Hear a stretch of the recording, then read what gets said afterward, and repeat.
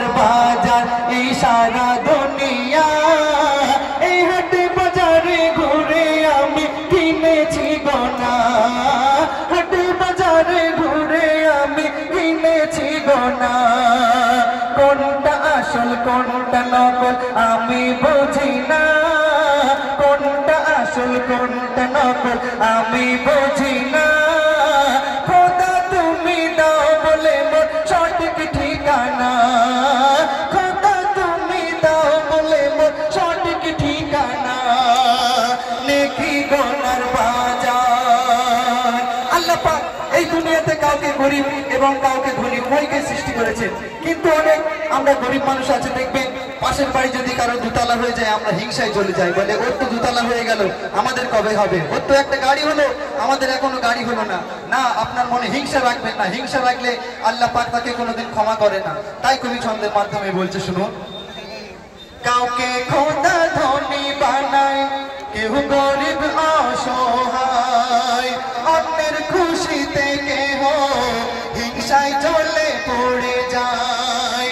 কাউকে খোদা ধনী বানায় কেউ গরিব অসহায়, অন্যের খুশিতে কেহ হিংসায় চলে পড়ে যায়।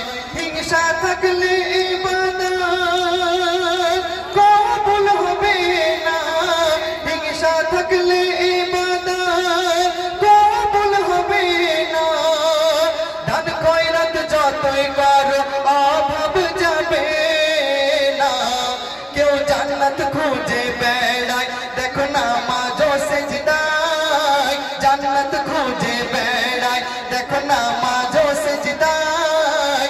কেউ বাবার দুনিয়ার মায়ায় খোদাকে ভুলে যায়, কেউ বাবার দুনিয়ার মায়ায় খোদাকে ভুলে যায়।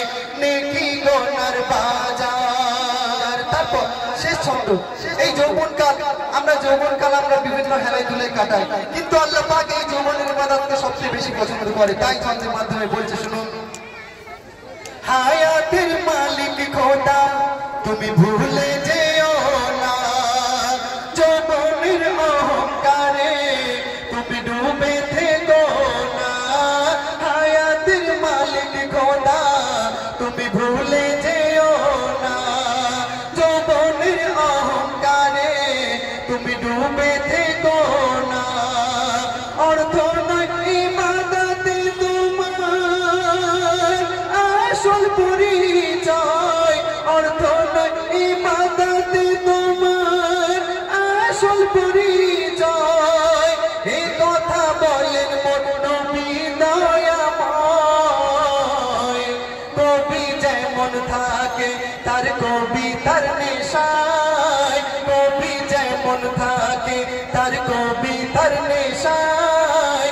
নামাজিতে মন যায় ডুবে খোদার ভালোবাসায়, নামাজিতে মন যায় ডুবে খোদার ভালোবাসায়।